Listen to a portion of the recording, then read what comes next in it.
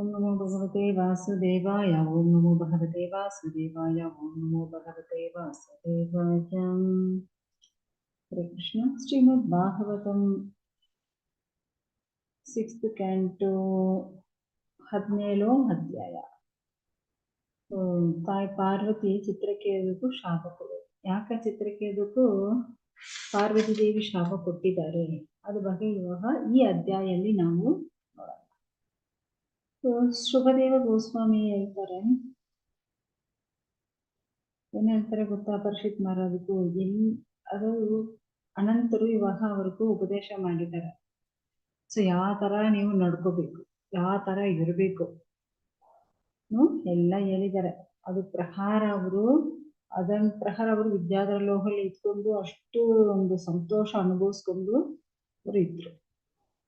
So ಅನಂತರು ಹೋಗಿದ ಆ ಜಾಗನೇ ಅವ್ರು ನಮಸ್ಕಾರ ಮಾಡಿಬಿಟ್ಟು ಆ ವಿದ್ಯಾಧರ ಲೋಕದಲ್ಲಿ ಯಜಮಾನರಾಗಿದ್ರು ಇವರು. ಅಷ್ಟು ಒಂದು ಪೋಸ್ಟ್, ಸಹೈ ಪೋಸ್ಟ್, ಒಂದು ತಲೆವರು. ಸೊ ಆ ತರ ಅವರು ಇದ್ರು. ಆ ತರ ಇರುವಾಗ ಅವರು ಎಲ್ಲ ಜಾಗಕ್ಕೂ ಹೋಗಿ ಪ್ರಚಾರ ಮಾಡ್ತಾ ಇದ್ರು, ನಾಮ ಸಂಕೀರ್ತನ ಮಾಡ್ತಾ ಇದ್ರು, ಅಲ್ಲಿ ಭಕ್ತಿಯ ಮಾಡ್ತಾ ಇದ್ರು.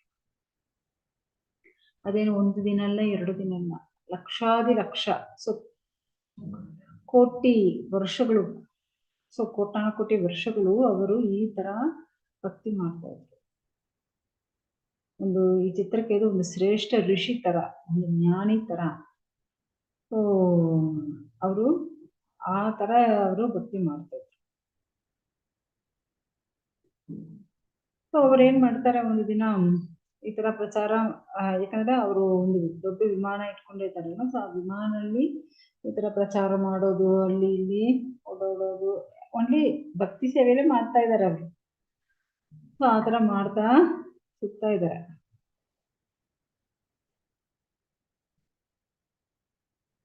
ಸೊ ಎಲ್ಲರೂ ಇವ್ರು ನೋಡಿ ಹೋಗ್ತಾರೆ, ಋಷಿಗಳಾಗಲಿ,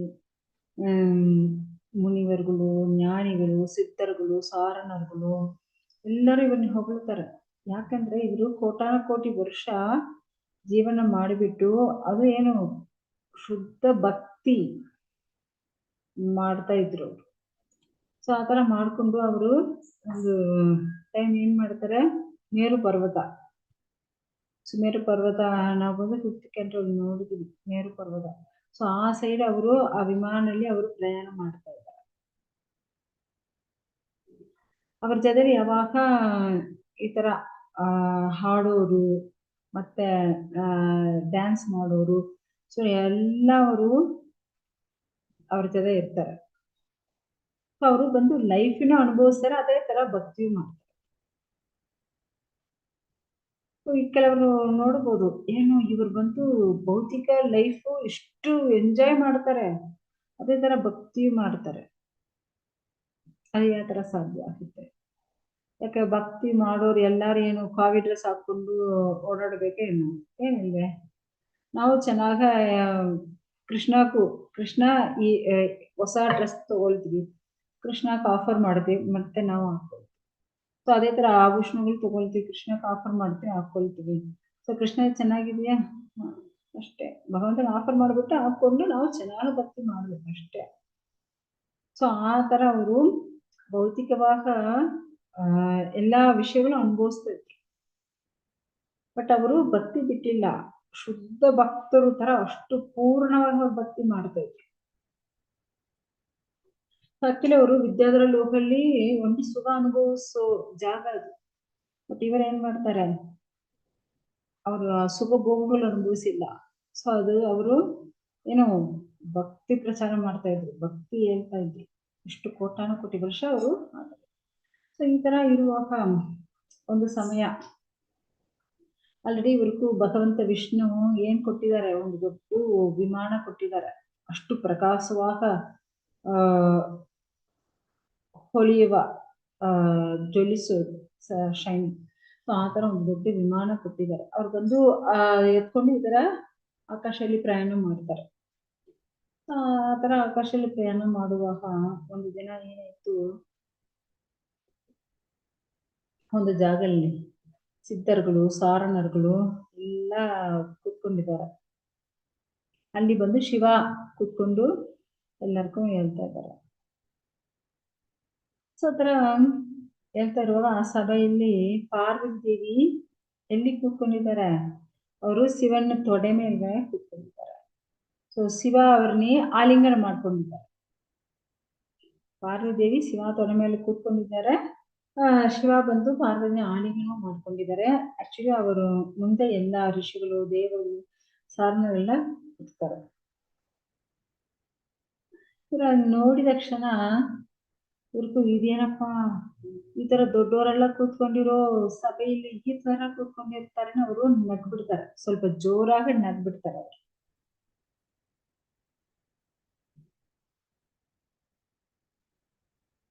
ಆಕ್ಚುಲಿ ನೀವು ನೋಡಿದ್ರೆ ಭಗವಂತ ಇಲ್ಲಿ ಬಂದು ಒಂದು ಪ್ಲಾನ್ ಮಾಡ್ತಾರೆ. ಚಿತ್ರಕೇತು ಬಂದು ಇಲ್ಲಿ ಎಷ್ಟೋ ಒಂದು ವರ್ಷ ಅಲ್ಲ, 2 ದಿನ ವರ್ಷ ಅಲ್ಲ, ಸೊ ಅವರು ಎಷ್ಟೋ ಕೋಟಿ ವರ್ಷಗಳು ಆಯ್ತು ಅವ್ರು ಬಂದು. ಅವರು ವಾಪಸ್ ಎಲ್ಲಿ ಹೋಗ್ಬೇಕು? ಗೋಲೋಕ ಹೋಗ್ಬೇಕು. ಬಟ್ ಅವರು ಬಂದಿಲ್ಲ. ಅದಕ್ಕೆ ಭಗವಂತ ಈ ತರ ಪ್ಲಾನ್ ಮಾಡ್ತಾರೆ. ಏನು ಈ ಭಕ್ತ ನಮ್ಮ ಮನೆಗೆ ಬಂದೇ ಇಲ್ವೇ? ವೈಕುಂಠಲ್ಲಿ ಯಾಕೆ ಇವ್ರು ಬಂದಿಲ್ಲ? ಬೇಗ ಬರ್ಬೇಕಲ್ವಾ? ಸೊ ಅದಕ್ಕೆ ಈ ತರ ಯೋಚನೆ ಮಾಡ್ತಾರೆ. ಸೊ ಅದು ಪ್ರಹಾರ ಇವಾಗ ಇಲ್ಲಿ ಏನ್ ನಡೀತಾ ಇದೆ? ಕೆಲಸಗಳು ನಡೀತಾ ಇದೆ. ಸೊ ಚಿತ್ರಕೇತು ಈ ತರ ನಗ್ಬಿಡ್ತಾರೆ. ಸೊ ಪಾರ್ವತಿ ದೇವಿ ನೋಡ್ತಾರೆ. ಕೋಪ ಬಂದವರು ಶಾಪ ಕೊಟ್ಬಿಡ್ತಾರೆ. ಸೊ ಆಕ್ಚುಲಿ ಯಾವೊಂದು ಕಾರಣ ನಮ್ಮ ಇಚ್ಛೆ ಪ್ರಕಾರ ನಡೆಯಲ್ಲ. ಎಲ್ಲ ಭಗವಂತನ ಇಚ್ಛೆ ಪ್ರಕಾರ ನಡೆಯುತ್ತೆ. ಸೊ ನಮ್ ಕಂಟ್ರೋಲೇ ಇಲ್ಲ ಏನೇ. ಸೊ ಎಲ್ಲ ಭಗವಂತ ಕಂಟ್ರೋಲ್ ಇದೆ. ಇಲ್ಲಿ ಏನಾದ್ರು ಗಂಡ ಹೆಂಡತಿ ಇದ್ರೆ ಅದು ಬಂದು ಸಪರೇಟ್ ಏಕಾಂತದಲ್ಲಿ ಇರಬೇಕು. ಈ ತರ ಸಭೆಯಲ್ಲಿ ಇರಬಾರ್ದು. ಅದಕ್ಕೆ ಅವರು ಈ ತರ ನಗ್ತಾರೆ. ಸೊ ಅದಕ್ಕೆ ಪಾರ್ವತಿ ಯಾಕೆ ಶಾಪ ಕೊಡ್ತಾರೆ ಅದೆಲ್ಲ ಇವಾಗ ನಾವು ನೋಡೋಣ. ಸೊ ಚಿತ್ರಕೇತು ಹೇಳ್ತಾರೆ. ಚಿತ್ರಕೇತು ವಾಚ ಒಂದು ನಿಮಿಷ ಸ್ಕ್ರೀನ್ ಚೇಂಜ್ ಮಾಡ್ತೀನಿ.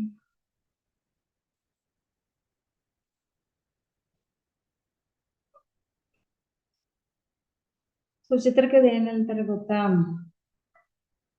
ಲೋಕಗುರು. ಸೊ ಲೋಕಗುರು ಯಾರು?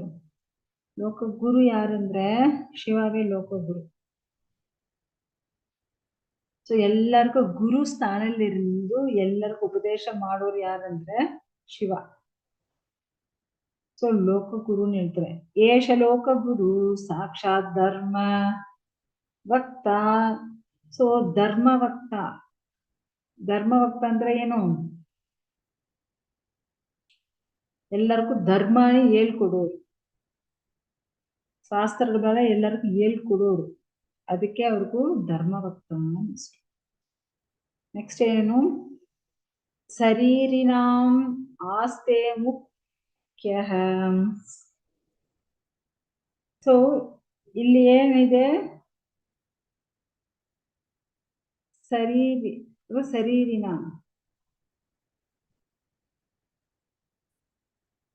ಅವರು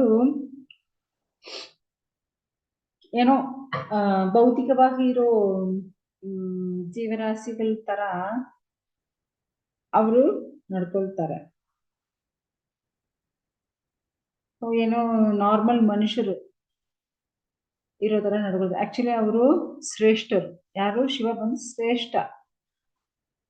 ಸೊ ಯಾಕೆ ಅವ್ರು ಹೇಳ್ತಾರಂದ್ರೆ ನೀವು ನೋಡ್ಬೋದು, ಒಬ್ಬನು ಶ್ರೇಷ್ಠ ಯಾವ ತರ ನಡ್ಕೊಳ್ತಾನೋ ಅದು ಪ್ರಕಾರ ಮತ್ತೆ ಇರೋರು ನಡ್ಕೊಳ್ತಾರೆ ಅಲ್ವಾ? ಸೊ ಅದೇ ಇಲ್ಲಿ ಅವ್ರು ಹೇಳ್ತಾ ಇದಾರೆ, ನೀವೊಂದು ಶ್ರೇಷ್ಠ ತರ ನೀವು ನಡ್ಕೊಳ್ತಾ ಇದೀಯಾ ಅನ್ನೋ ಅವರು ಹೇಳ್ತಾರೆ. ಓಕೆ,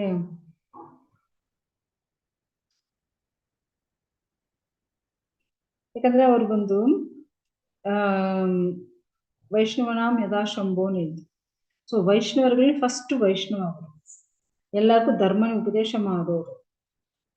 ಅದೇ ತರ ಶ್ರೇಷ್ಠವಾಗಿರೋ ಋಷಿಗಳು ಮಧ್ಯದಲ್ಲಿ ಆ ಸಭೆಯಲ್ಲಿ ಇರುವಾಗ ಅವರ ಹೆಂಡತಿನಿ ಏನೋ ಅವ್ರ ತೊಡೆ ಮೇಲೆ ಕುಂದಿಸ್ಬಿಟ್ಟು ಆಲಿಂಗನ ಮಾಡ್ಕೊಂಡಿರ್ತಾರೆ. ಅದೇ ಅವ್ರಿಗೂ ಈ ತರ ಹೇಳಕ್ ಶುರು ಆಯ್ತು. ಸೊ ನೆಕ್ಸ್ಟ್ ಏನ್ ಹೇಳ್ತಾರೆ, ಜಡಾತರಸ್. ಸೊ ಜಡಾತರಸ್ ತೀರ ತಪ. ಏನು ಅವರು ಶಿವ ಬಂದು ತಲೆಯಲ್ಲಿ ಜಡಾಮುಡಿ ಹಾಕೊಂಡಿರ್ತಾರೆ. ಸೊ ಅಷ್ಟು ಒಂದು ಜಡಾಮುಡಿ ಹಾಕೊಂಡು ಕಟುಂ ತಪ ಅಂದ್ರೆ ಶ್ರೇಷ್ಠ ತಪ ಮಾಡುವುದು, ಅಷ್ಟು ಅನುಷ್ಠಾನ ಮಾಡುವುದು, ಅನುಷ್ಠಿಸೋರು ಯಾರು? ಶಿವ.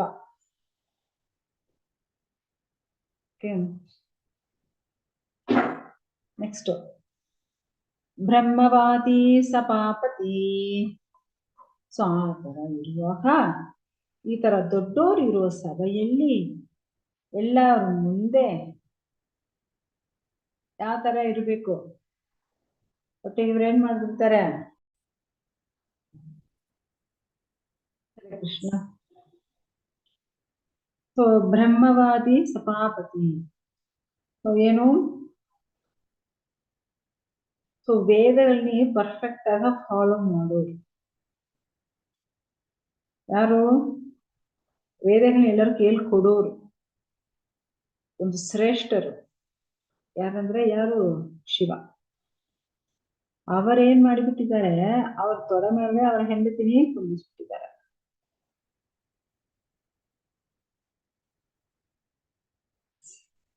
ಆಕ್ಚುಲಿ ಅವ್ರು ಬಂದು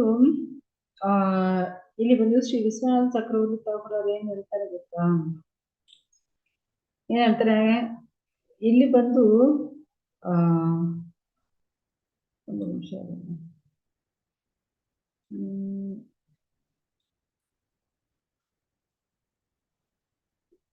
ಸೊ ವಿಶ್ವನಾಥ ಚಕ್ರವರ್ತಿ ತಗೊಳ್ಳೋರು ಏನ್ ಹೇಳ್ತಾರೆ,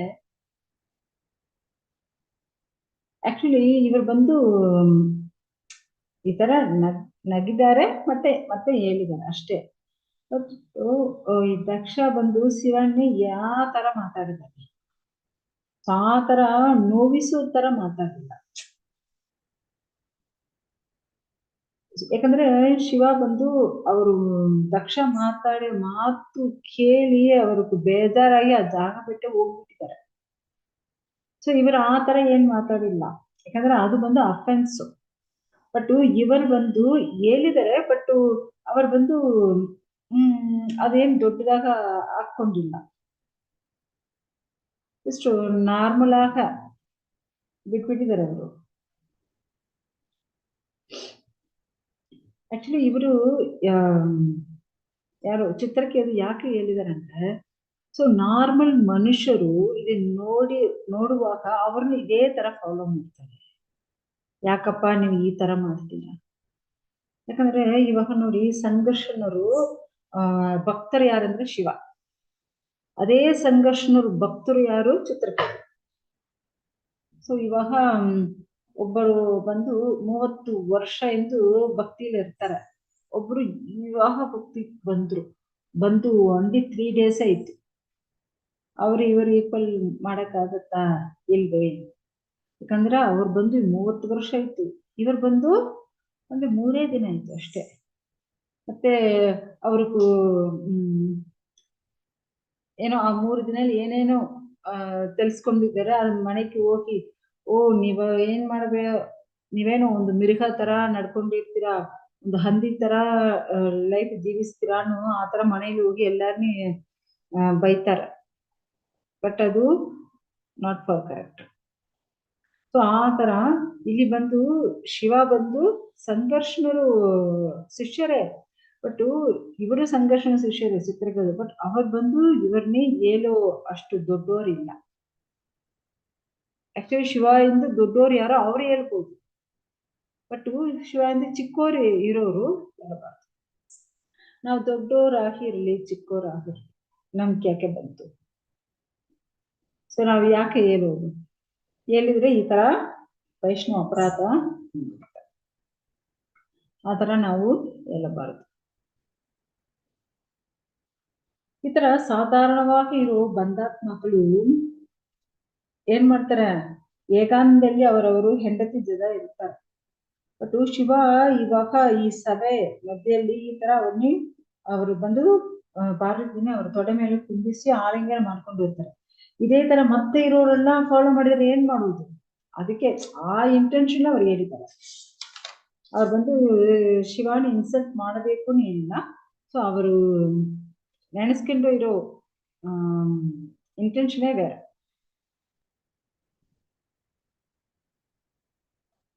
ಸೊ ಈ ತರ ಚಿತ್ರಕ್ಕೆ ಅದು ಹೇಳಿದ ಕ್ಷಣ ಏನು ಈ ತರ ಕುಂದಿಸಿದ್ರ ಹೇಳಿದಾರಲ್ವಾ, ಅದು ಕೇಳಿದ ಕ್ಷಣ ಶಿವ ನೋಡ್ತಾರೆ.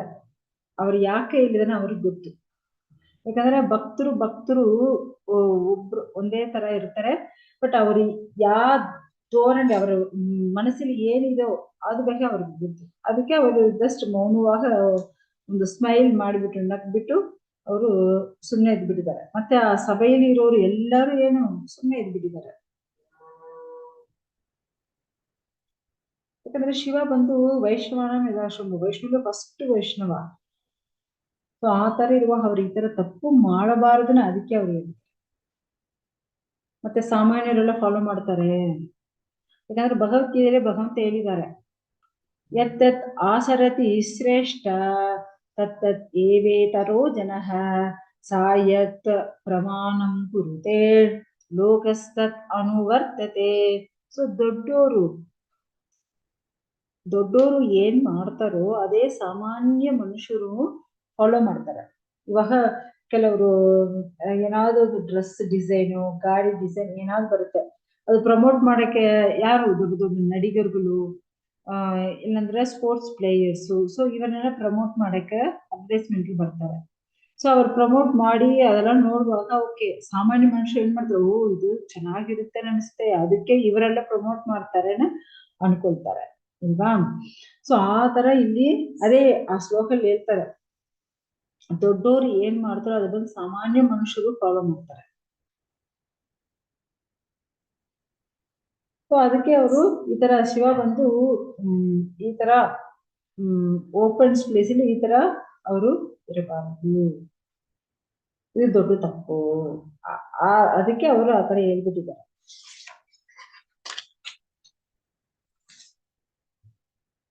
ಆಕ್ಚುಲಿ ಶಿವ ಮತ್ತೆ ಪಾರ್ವತಿದೇವಿ ಶಕ್ತಿ ಬಗ್ಗೆ ಚಿತ್ರಕ್ಕೆ ಗೊತ್ತಾಗಿಲ್ಲ, ಅದಕ್ಕೆ ಆ ತರ ಅವರು ವಿಮರ್ಶನೆ ಮಾಡಿಬಿಟ್ಟಿದ್ದಾರೆ. ಸೊ ಈ ತರ ಹೇಳಿದ ಕ್ಷಣ ಯಾರ ಕೋಪ ಬರುತ್ತೆ? ಪಾರ್ವತಿ ದೇವಿ. ಸೊ ಪಾರ್ವತಿ ದೇವಿಗೆ ಕೋಪ ಬಂದ್ಬಿಡುತ್ತೆ, ಸಿಟ್ಟು ಬಂದ್ಬಿಡುತ್ತೆ. ಸೊ ಬಂದ್ಬಿಟ್ಟು ಅವರು ಚಿತ್ರಕ್ಕೆ ತರ ಏನ್ ಹೇಳ್ತಾರೆ ನೀವಾಗ ನೋಡೋಣ. ಸೊ ಪಾರ್ವತಿ ದೇವಿ ವಾಚ, ಸೊ ಪಾರ್ವತಿ ದೇವಿ ಏನ್ ಹೇಳ್ತಾರೆ?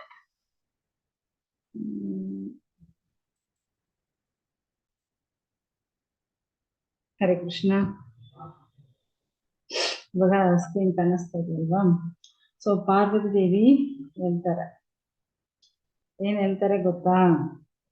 ಸೊ ಇಲ್ಲಿ ಸ್ಕ್ರೀನ್ ಕಾಣಿಸ್ತಾ ಇದೆ ನೋಡಿ ನೋಡಿ. ಸೊ ಪಾರ್ವತಿ ದೇವಿ ಹೇಳ್ತಾರೆ, ಓ ನಮ್ ತರ ದುಷ್ಟರುಗಳು, ನಾಚಿಕೆ ಇಲ್ಲದಿರೋರು, ಸೊ ಅದೇ ತರ ಮತ್ತೆ ಪರಮ ಶ್ರೇಷ್ಠವಾಗ ಎಲ್ಲರಿಗೂ ದಂಡನೆ ಕೊಡೋರು, ಶ್ರೇಷ್ಠ ಅಂತ ಹೇಳ್ತಾರೆ. ಸೊ ಅವರೇ ದಂಡ, ಇವಾಗ ರಾಜ ಅಂದ್ರೆ ರಾಜ ಏನ್ ಮಾಡ್ತಾರೆ, ಯಾರು ತಪ್ಪು ಮಾಡ್ತಾರೆ ಅವ್ರಿಗೆ ದಂಡನೆ ಕೊಡ್ತಾರಲ್ವಾ. ಸೊ ಅದೇ ತರ ಎಲ್ಲರಿಗೂ ಕಂಟ್ರೋಲ್ ಮಾಡೋರು. ಸೊ ಇವರೇನ್ ಅನಿಸುತ್ತೆ, ಅದದು ಹೊಸ ಶ್ರೀಮಂತರು, ಅದು ಹೊಸ ಇವಾಗ ಶ್ರೀಮಂತರಾಗಿ ಬಿಟ್ಟಿದ್ರೆ ಅವ್ರೇನ್ ಮಾಡ್ತಾರೆ, ಅರ್ಥರಾದ್ರಲ್ಲಿ ಕೊಳೆ ಇಟ್ಕೊಂಡಿರ್ತಾರೆ ಅಲ್ವಾ. ಸೊ ಆ ತರ ಓ ಅವ್ರನ್ನ ಅನಿಸುತ್ತೆ, ಅದಕ್ಕೆ ಇವರು ಈ ತರ ಮಾತಾಡ್ತಾರೆ. ಸೊ ಇವರೇ ಎಲ್ಲರಿಗೂ ದಂಡನೆ ಕೊಡೋರು ಅನಿಸುತ್ತೆ, ಅದಕ್ಕೆ ಇವರು ಈ ತರ ಶಿವಾಕು ಹೇಳ್ತಾರೆ. ಆಕ್ಚುಲಿ ಇಲ್ಲಿ ಮುಂದೆ ಕೂತ್ಕೊಂಡಿದಾರಲ್ವಾ, ಶಿವ ಮುಂದೆ ಯಾರೆಲ್ಲ ಇರ್ತಾರೆ? ಆ ತಾಮರೆ ಹೂವಲ್ಲಿ ಹುಟ್ಟಿದ ಬ್ರಹ್ಮ ಇರ್ತಾರೆ, ಅವ್ರಿಗೆ ಗೊತ್ತಿಲ್ಲ ಅನಿಸುತ್ತೆ. ಸೊ ಬ್ರಹ್ಮ ಮತ್ತೆ ಭೃಗುಮುನಿ, ನಾರದರು, ಶ್ರೇಷ್ಠ ಋಷಿಗಳೆಲ್ಲ ಇರ್ತಾರೆ. ಮತ್ತೆ ಸನತ್ ಕುಮಾರಗಳು ಆ ಒಂದು 4 ಜನ ಇರ್ತಾರೆ. ಮತ್ತೆ ಕಪಿಲರು ಇರ್ತಾರೆ, ಮನು ಇರ್ತಾರೆ. ಇವ್ರಿಗೆಲ್ಲ ಧಾರ್ಮಿಕ ತತ್ವಗಳು ಗೊತ್ತಾಗಿಲ್ಲಂತೆ, ಇವೆಲ್ಲ ಧಾರ್ಮಿಕ ತತ್ವಗಳು ಮರ್ತೋಗ್ಬಿಟ್ಟಿದ್ದಾರೆ. ನೋಡಿ, ಇವರಿಗೆ ಗೊತ್ತಿದೆ ಯಾಕೋ ಚಿತ್ರಕೇತುಕು.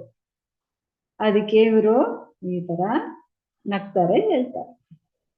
ಮತ್ತೆ ಏನ್ ಹೇಳ್ತಾರೆ ಗೊತ್ತಾ?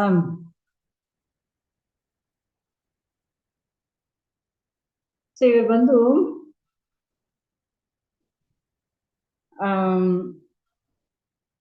ಕ್ಷತ್ರಿಯಲ್ಲಿ ಲಾಸ್ಟ್ ಇರೋರು ಇವರು. ಅಷ್ಟು ಶ್ರೇಷ್ಠವಾಗಿರೋ ಕ್ಷತ್ರಿಯವೂ ಇಲ್ಲ. ಆ ತರ ಇರೋರು ಶಿವ ಅವರೇ ಯಾರು? ಈ ಭೌತಿಕ ಲೋಕಕ್ಕೂ ತಂದೆ. ಆ ಶಿವನೇ ಅಪಮಾನ ಮಾಡ್ತಾರೆ. ಸೊ ಅಲ್ಲಿರೋ ದೇವರುಗಳು ಬ್ರಹ್ಮ ಅವ್ರಿಗೆಲ್ಲ ಗೊತ್ತಿಲ್ವಾ ಏನು? ಇವರೇನು ಹೇಳ್ತಾರೆ? ಇವರೇನು ಅವ್ರನ್ನೇ ನೀವು ಮಾಡೋದು ತಪ್ಪುನೇ ಹೇಳಕ್ಕೆ ಇವರಿಗೇನು ಹಕ್ಕಿದೆ? ಯಾಕಂದ್ರೆ ಶಿವ ಬಂದು ಒಂದು ಧರ್ಮ ಸ್ವರೂಪ. ಅವರು ಆಧ್ಯಾತ್ಮಿಕ ಗುರು. ಈ ಭೌತಿಕ ಲೋಕಕ್ಕೆ ಆಧ್ಯಾತ್ಮಿಕ ಗುರು ಯಾರು ಅಂದ್ರೆ ಶಿವವೇ. ಅವರು ಧರ್ಮ ಸ್ವರೂಪ. ಸೊ ಅವ್ರನ್ನೇ ಇವರು ಹೇಳ್ತಾರೆ. ಸೊ ಇಲ್ಲಿರೋ ದೇವರುಗಳಿಗೆಲ್ಲ ಗೊತ್ತಿಲ್ಲ, ಬಟ್ ಇವರು ದಂಡನೆ ಕೊಡೋ ಹಲವಕ್ಕೂ ದೊಡ್ಡವರಾಗ್ಬಿಟ್ಟಿದ್ದಾರೆ. Okay, next point. ಒಂದು ಯಾರೊಬ್ಬನು ಭಕ್ತನಾಗಿರೋಕ್ಕೂ ಅರ್ಹತೆ ಇಲ್ಲ. ನಾವು ನಿಮ್ಮ ಹತ್ರ ಕ್ವಶನ್ ಕೇಳ್ತಾ ಇದ್ದೀನಿ. ಸೊ ಆಕ್ಚುಲಿ ಟೈಮ್ ಆಯ್ತು, ನಾವೇ ಹೇಳ್ಬಿಡ್ತೀನಿ. ಸೊ ಯಾರೊಬ್ಬನಕ್ಕೂ ಭಕ್ತರಾಗಿ ಇರೋಕೆ ಅರ್ಹತೆ ಇಲ್ಲ ಅಂದ್ರೆ ಯಾವೊಂದು ಭಕ್ತ ನಾವ್ ಬಂದು ದೊಡ್ಡ ಭಕ್ತ, ನಾವ್ ಶ್ರೇಷ್ಠ ಅನ್ನೋ ಯಾರು ಅನ್ಕೊಳ್ತಾನೋ, ಆ ಗರ್ವ ಪಡ್ತಾನೋ, ಅವನು ಭಕ್ತನಾಗಿ ಇರೋಕ ಅರ್ಹತೆ ಇಲ್ಲ. ಸೊ ಇವಾಗ ಅವ್ರು ಏನ್ ಮಾಡಿಬಿಟ್ಟಿದ್ದಾರೆ? ಚಿತ್ರಕೇತು ಅವ್ರ ದೊಡ್ಡ ಭಕ್ತರು ಅನ್ಕೊಂಡು, ಆ ಗರ್ವ ಇಂದು ನಾನೇ ಶ್ರೇಷ್ಠ ಅನ್ಕೊಂಡು ಅವರು ಏನ್ ಮಾಡ್ಬಿಟ್ಟಿದ್ದಾರೆ? ಈ ಪುಣ್ಯ ಪುರುಷರುಗಳು, ಸಾಧುಗಳು ಇರೋ ಈ ಜಾಗಲ್ಲಿ ಶಿವಾನಿ ಈ ತರ ಅವರು ನಗ್ಬಿಟ್ಟಿದ್ದಾರೆ, ಮಾತಾಡ್ಬಿಟ್ಟಿದ್ದಾರೆ. ಈ ತರ ಇರೋರು ಆ ಭಗವಂತನ ಪಾದಲ್ಲಿ ಮುಟ್ಟೋ ಅರ್ಹತೆ ಇಲ್ಲ. ಆ ದೇವೋತ್ತಮ ಪರಮ ಪುರುಷ ಆ ಮಹಾವಿಷ್ಣುವಿನ ಪಾದನಿ ಮುಟ್ಟೋ ಅರ್ಹತೆ ಯಾರಿಗಿಲ್ಲ? ಈ ಚಿತ್ರಕೇತುಕ್ಕೆ ಇಲ್ಲ. ಆಕ್ಚುಲಿ ಒಂದು ಭಕ್ತರು ಯಾವ ತರ ಇರಬೇಕು? ಈ ತರ ನಾವೇ ದೊಡ್ಡ ಭಕ್ತ ಆ ತರ ಗರ್ವ ಪಡಬಾರ್ದು. ಆಕ್ಚುಲಿ ಯಾವ ತರ ಇರಬೇಕು ಒಂದು ಭಕ್ತ ಅಂದ್ರೆ, ಯಾವ್ದು ತಮಿಳ್ ಹೇಳ್ತಾರೆ ಏನು, ಒಂದು ತುರುಂಬು ಅಂದ್ರೆ ದೂಸು, ವೆರಿ ಡಸ್ಟ್. ಸೊ ಅದಿಂದು ವಿನಮ್ರತೆಯಾಗಿರ್ಬೇಕಲ್ಲ. ಒಂದು ಮರ ಯಾವ ತರ ಸಗಿಸ್ಕೊಳ್ಳುತ್ತೋ ಆ ತರ ಸಗಿಸ್ಕೋಬೇಕಂತ. ಒಂದು ಹುಲ್ಲು ಯಾವ ತರ ವಿನಮ್ರತೆ ಆಗಿರ್ಬೇಕು ಆ ತರ ವಿನಮ್ರತೆ ಆಗಿರ್ಬೇಕು. ಸೊ ಯಾವಾಗ ಒಂದು ಭಕ್ತ ಅಷ್ಟು ಒಂದು ವಿನಮ್ರತೆಯಾಗಿ ಇದ್ದು ಅಷ್ಟು ಒಂದು ರೆಸ್ಪೆಕ್ಟ್ ಕೊಡಬೇಕು. ಸೊ ಅವರೇ ಆ ದೇವೋತ್ತಮ ಪರಮ ಪುರುಷ ಆ ಭಗವಂತ ಶ್ರೀಕೃಷ್ಣನಿ ಪಾದನಿ ಮುಟ್ಟೋ ಅರ್ಹತೆ ಇರುತ್ತೆ. ಈ ತರ ಅಹಂಕಾರ ಪಡೋರ್ಗೂ ಅದಕ್ಕೆ ಅವರು ಆ ತರ ಹೇಳ್ತಾರೆ. ಸೊ ಇವಾಗ ಅದಕ್ಕೆ ಇವ್ರ ಏನ್ ಹೇಳ್ತಾರೆ? ಬುದ್ಧಿ ಇಲ್ಲದ ಮಗನೇ, ಮಗಾನ್ ಹೇಳ್ತಾರೆ. ಪಾರ್ವತಿ ಯಾಕಂದ್ರೆ ತಾಯಿ ಅಲ್ವಾ, ಎಲ್ಲರಿಗೂ ತಾಯಿ ಅಲ್ವಾ. ಸೊ ಅದಕ್ಕೆ ಇಲ್ಲಿ ಬಂದು ಅವರು ಚಿತ್ರಕೇತುನಿ ಮಗನೇ, ಮಗು ಕರೀತಾರೆ. ಸೊ ಇವಾಗ ನಮ್ಮ ಮಕ್ಕಳು ಏನಾದ್ರು ತಪ್ಪು ಮಾಡ್ತಾರೆ, ಏನ್ ಮಾಡ್ತಾರೆ? ಏನೋ ಒಂದು ತಪ್ಪು ಮಾಡ್ತಾರೆ. ಅವಾಗ ತಾಯಿ ಏನ್ ಮಾಡ್ತಾರೆ? ಅವನು ಒಂದು ಏಟು ಕೊಡ್ತಾರೆ. ಈ ತರ ಮಾಡ್ತೀಯಾ? ಅವಾಗ ಆ ಮಗು ನೆಕ್ಸ್ಟ್ ಒಂದು ಟೈಮ್ ಆ ತರ ತಪ್ಪು ಮಾಡಲ್ಲ. ಸೊ ತಾಯಿ ಏನ್ ಮಾಡ್ತಾರೆ? ಅವನ್ ತಪ್ಪು ಮಾಡುವಾಗ ಹೊಡಿಬೇಕು, ಒಂದೇಟು ಕೊಡ್ಬೇಕು.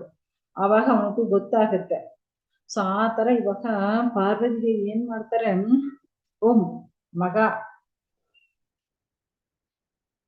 ಸೊ ನೀವ್ ಈ ತರ ತಪ್ಪು ಮಾಡಿಬಿಟ್ಟಿದ್ಯಾ, ಅದಕ್ಕೂ ನೀವೇನ್ ಮಾಡ್ಬೇಕು? ನೀಚವಾಗಿರುವ ಅಸುರ ತರ ನೀವು ಹುಟ್ಟಬೇಕು. ಅವಾಗ ನೀವು ಈ ತರ ಶ್ರೇಷ್ಠವಾಗಿರೋ ಸಾಧುಗಳ ಹತ್ರ ನೀವು ಅಪರಾಧ ಮಾಡಕ್ಕಾಗ್ತಿಲ್ಲ. ಯಾಕಂದ್ರೆ ಅಪರಾಧ ಅಷ್ಟು ಒಂದು ದೊಡ್ಡದು. ಒಂದು ಮದ ಯಾನೆ, ಓಕೆ, ಮೆಂಟಲ್ ತರ ಇರೋ ಒಂದು ಆನೆ ಒಂದು ತೋಟ ಒಳಗಡೆ ಹೋಗಿದ್ರೆ ಏನಾಗುತ್ತೆ, ಪೂರ್ತಿ ತೋಟ ನಾಶ ಆಗುತ್ತೆ. ಆ ತರ ಒಂದು ವೈಷ್ಣವನು ಈ ತರ ವೈಷ್ಣವನಿ ಅಪರಾಧ ಮಾಡಿದರೆ ಏನಾಗುತ್ತೆ, ಅವನ ಭಕ್ತಿ ಎಲ್ಲ ಹೋಗ್ಬಿಡುತ್ತೆ, ಮತ್ತೆ ಅವನು ಇರೋ ಸ್ಥಾನದಿಂದ ಕೆಳಗೆ ಬಿದ್ದ್ಬಿಡ್ತಾನೆ.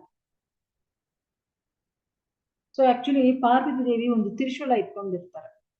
ಆ ತ್ರಿಶೂಲ ಅದೇ ಮೇಲ್ಗಡೆ ಶಾರ್ಪ್ ಆಗಿ ಮೂರು ಇರುತ್ತೆ. ಏನದು? ಸತ್ವಗುಣ, ರಜೋಗುಣ, ತಮೋಗುಣ. ಸೊ ನಾವು ಭಕ್ತಿ ಮಾಡಿಲ್ಲ ಅಂದ್ರೆ ಆ ಮೂರು ಗುಣಗಳು ಆ ತ್ರಿಶೂಲ ಇಟ್ಕೊಂಡು ಅವರು ಗುಚ್ತಾರಂತೆ. ಯಾರೆಲ್ಲ ಕೃಷ್ಣ ಭಕ್ತಿ ಮಾಡಿಲ್ವೋ ಅವರು, ನೀವು ಕೃಷ್ಣ ಭಕ್ತಿ ಮಾಡಿಲ್ವಾ, ಮಾಡಿದ್ರೆ ನೀವು ಶುದ್ಧ ಸತ್ವಗುಣಕ್ಕೆ ಹೋಗ್ತೀಯ. ಸೊ ನೀವು ಅದು ಮಾಡಿಲ್ಲ ಅಂದ್ರೆ ಇಲ್ಲಿ ಕಷ್ಟಪಡು.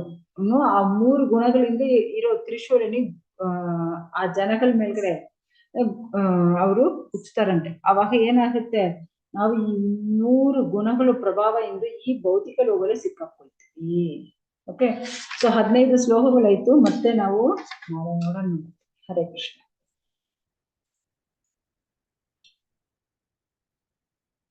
ಟೈಮ್ ಆಯ್ತು.